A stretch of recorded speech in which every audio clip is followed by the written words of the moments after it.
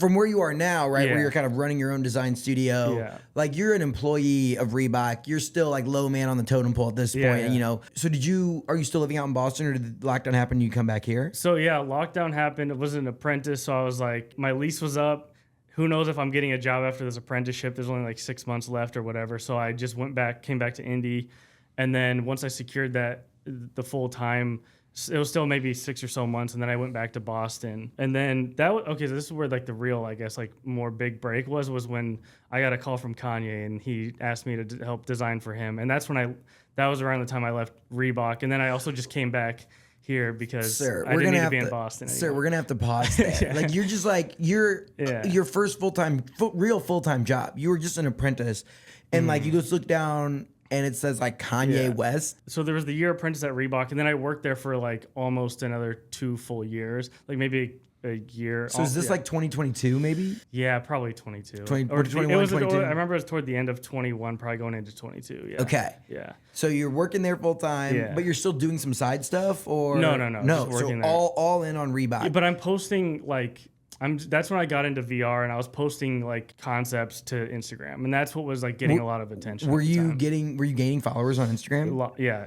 that's when it was like really. What were like the early posts that were getting traction on IG? It was a lot of videos that kind of similar stuff I have now, but it was just like me in my apartment with the VR headset, and it was kind of like these overlaid videos. So like I'd basically be showing you like what I'm seeing in VR, but overlaid in front of me, so it looks like it's floating in space in front of me. But that's actually what it would look like to me in there. So it was a lot of those types of videos, and just doing really, really conceptual stuff that wasn't like real, so that it wouldn't like accidentally conflict with the work I was doing at work. And they were cool with that? Yeah, I mean, it was fine as long as it was like completely unrelated. It never really was an issue. Yeah, that's good. Yeah. So you're doing that, and like, give me a rough gauge for like viewership or followers at that point. I had like 5,000 followers. I had built it up over 3 or 4 years at that point, just because of those contests of like starting to post sketches all the time. So it was like 5,000, and then like Hypebeast and a few other like similar type like accounts on Instagram had reposted the videos, and then it like doubled, and that was like going like to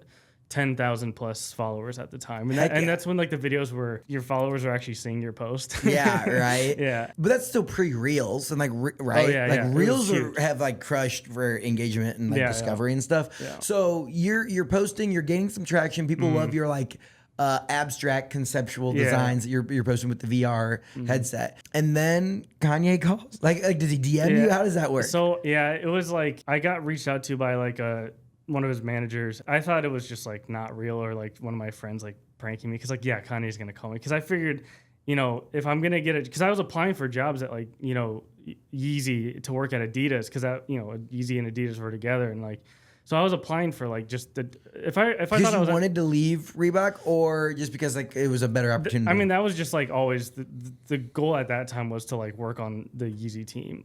So I figured this process would be, if someone's gonna reach out to me, it's gonna be like some recruiter at Adidas corporate that's reaching out to me. So it was some guy on Instagram messaging me who's a manager. I was like, hey, can I give your number to him? And I was like, who's him? Thinking some recruiter at Adidas is like Kanye. I'm like, oh yeah, sure, yeah. You give it You're to like, him. oh yeah, and then a Nigerian prince is gonna call you and ask for $10,000. Yeah. So then he's like, he'll call you tomorrow. Just if a call from blank blank number, like just answer it. And I was like, okay. And then next day I'm just sitting at work. I'm kind of like, that was weird. Like, whatever, just doing work at whatever. And then I see the call from like that number. I'm like, just close the computer, go to like leave the room, and just like took the call.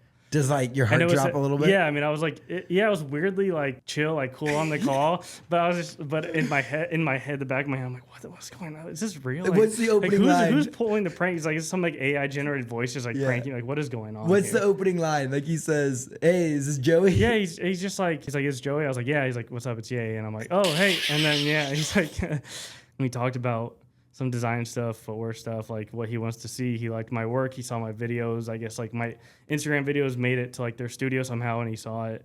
And that's what got him to reach out to me. So, yeah. So posting on Instagram got you a call with Kanye West, and then let you work on Yeezy. I didn't work for Yeezy. I just worked with him. Like, it was just like he would, it's just like a... So, how does that work? So, do you like... Okay, so you get off the phone with Kanye, you walk back in, double middle finger, boss, I'm out of here. Yeah, I mean, like... Yeah, sort of. I just kind of like I just left and then started working with him and made sure. Kind of like freelance though. You're not like an official employee. I worked with him for it was like 3 or 4 or 5 projects over the course of like 6 months. But he would just like text me like, let's work on this. He'd call me like, let's work on this. Explain the project. I'd do it and just hand it off and like.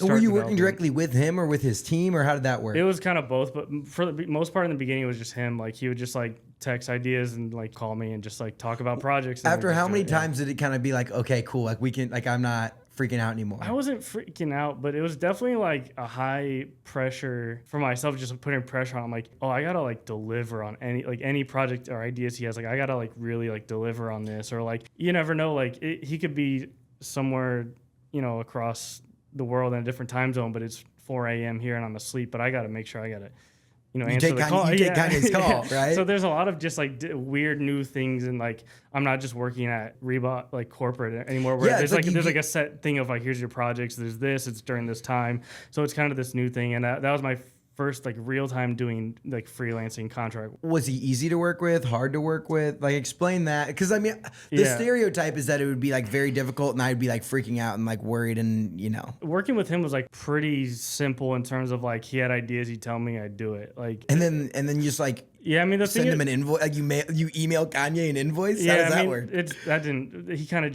He just sent money over, but yeah, that's sick. The projects, it was just kind of like he just explained the project. It was really simple. And it was really easy to work with him. And I only worked with him for 6 months, so a lot of stuff normally would have like spent more time probably getting more in touch with other teams and developers and stuff to get things like actually like made. But like by the time that happened, things just like fell apart, miscommunications, and then just went separate ways. And then that's when I kind of started, the whole like Camo Studio thing and started freelancing more.